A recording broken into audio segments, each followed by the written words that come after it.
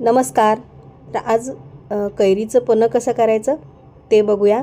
बरं, गेल्या 3 वर्षात ही पहिल्यांदाच मी ही पन्ह्याची रेसिपी चॅनलवर अपलोड केली आहे. तर कशी बनवायची ते आधी बघून घेऊया. पण त्याआधी मी कैऱ्या कुठल्या घेतात ते दाखवते. तर हे बघा, बघू शकता इथे मी तोतापुरी आंबा घेतला आहे. बरं, याला मी 1 तासभर पाण्यात भिजत ठेवला होता. स्वच्छ धुवून घेतला आहे आणि आता याला आपण पूर्ण पुसून घ्यायचं आहे आणि मग याला उकडायला ठेवायचं आहे. तर तुम्ही कुठलीही कैरी घेऊ शकता. शक्यतो पन्हं बनवायचं असेल तर जास्त आंबट कैरी घेऊ नये, कारण मग पन्हं करताना गूळ थोडा जास्त वापरावा लागतो आणि मग आपण ज्या वेळेला ग्लासमध्ये पन्हं करण्यासाठी सरबत करण्यासाठी घेतो त्यावेळेला मग गुळाचं चव जरा जास्त लागते. त्यासाठी कमी आंबट असलेली कैरी घ्यायची. तर इथे कैरीला मी देठं चिरून घेतलेली आहेत आणि मग याला मी उकडायला ठेवणार आहे. बरं, शिजायला ठेवताना हे तुम्ही कुकरच्या भांड्यात ठेवू शकता. जो भाताचा डबा असून त्याच्यात ठेवू शकता. मी इथं वाडग्यातच ठेवणार आहे. माझा हे कुकरमध्ये बसतं त्यासाठी. आणि याला छान झाकण लावायचं आणि 2 ते 3 शिट्या करून घ्यायच्यात. बरं, आता इथे तुम्हाला एक छोटीशी टिप सांगते. मी जे उकडायला ठेवलं होतं कैरी, त्यावेळेला पुढचा जो देठाचा भाग आहे ना तो काढला, त्यामुळे हे जास्त उकळलं गेलं. तर तुम्ही तसं करू नका. उकडायला ठेवताना देठाचा भाग जो आहे तो काढू नका. देठाचा भाग आहे तो तसाच ठेवा, म्हणजे जास्त असं हे उकळलं जाणार नाही किंवा फुटणार नाही कैरी. ही एक काळजी घ्या. माझी इथं ही चूक झाली होती आणि त्यावेळेलाच मी तुम्हाला आता हे व्हॉइसवर करते, त्यावेळेला मी सांगते. आता हे कैरीचं गर जो आहे तो काढून घ्यायचा आहे. त्याच्यासाठी हाताने छान असं हे काढून घ्यायचं. तुम्ही चमच्याने काढू शकता, पण हातानंच मी सगळं काढून घेतलं. सालीला राहिलं होतं तेही काढून घेतलं. आता गर 1 वाटी आहे, तर तेवढीच मी इथे गुळ घेतला आहे. 1 वाटी गर असं, म्हणजे जेवढा गर असेल तेवढीच गुळ घ्या. बरं, इथे आंबट जर कैरी घेतली तुम्ही तर मग गूळ थोडासा जास्त वापरावा लागतो आणि मग आपण पन्हं पिताना थोडासा गुळाची चव जास्त लागते. त्यासाठी 1 वाटी असेल तर 1 वाटी गूळ घ्या, 1 वाटी गर. आता हे सगळं मिक्स करून घ्यायचं आहे.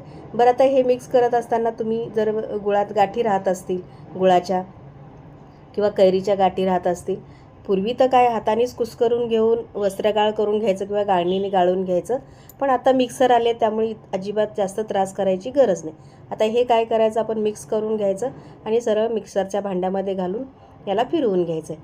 म्हणजे कसं एकसंग होतं, अजिबात तुम्हाला पुन्हा गाळून घ्यायची गरज पडत नाही. अशा पद्धतीने हे तुम्ही मिक्सरला लावून केलं तर. आता याला मिक्सरला लावून घ्यायचं, 1-2 मिनटासाठी फिरवून घ्यायचं. आणि हे बघा, मस्त असं हे छान स्मूथ असे हे कैरीचं गर तयार झालं आहे, बघू शकता. आता यामध्ये तुम्ही थोडंसं सैंधव मीठ घालू शकता किंवा भाजलेल्या जिऱ्याची पूड घालू शकता. मी इथे वेलची पूड घातली 1 पाव चमचा आणि अगदी चिमूट व 2 चिमूट काळी मिरी पूड घातलेली आहे. इथे मगाशी सांगितल्याप्रमाणे जिरे पुडे ही भाजलेल्या जिऱ्याची पुडे छान लागते. मी एवढंच घातलेलं आहे, वेलची पूड आणि काळी मिरी छान वाटून ते घातले. आता छान मिक्स करून झालं की झालं आपलं पन्ह्याचा गर तयार झाला. हे बघा, मस्त असं अजिबात गुळाच्या गाठी राहिल्या नाहीत किंवा अजिबात कैरीच्याही गाठी राहिलेल्या नाहीत. तर आता हे जे आहे ना, हे कैरीचं गर असतो तो तुम्ही हवाबंद डब्यामध्ये काचेच्या बरणीमध्ये भरून फ्रीजमध्ये ठेवा, हवं तेव्हा काढू शकता. आता पन्हं कसं करायचं ते दाखवते. तर सगळ्यात आधी काय करायचं, बर्फ घ्यायचा. जर तुम्हाला बर्फ चालत असेल तर भरपूर बर्फ घेतला, घरीच बनवलेला असतो बर्फसुद्धा आपण, तेव्हा बर्फ तुम्ही वापरू शकता. तर आणि आता याच्यामध्ये 1 ग्लासला किती चमचे लागतात याचा अंदाज तुम्ही घ्या आणि मगच वापरायला घ्या. तर इथे मी मोठे भरून 2 चमचे घातलं पन्ह्याचा गर आणि त्यावर थंडगार पाणी ओतायचं आहे. हे मिक्स करून झाल्यानंतर पुन्हा चव बघा आणि पुन्हा कमी जास्त करू शकता. अगदीच सगळं मोजमाप आहे असं काही नाही आहे. थोडंसं कमी जास्त होऊ शकतं, गुळाचं प्रमाण जसं गोडीचं प्रमाण आहे त्याप्रमाणे. आणि थंडगार पाणी ओतून घ्यायचं. मिक्स झालं की झालं तुमचं पन्हं तयार.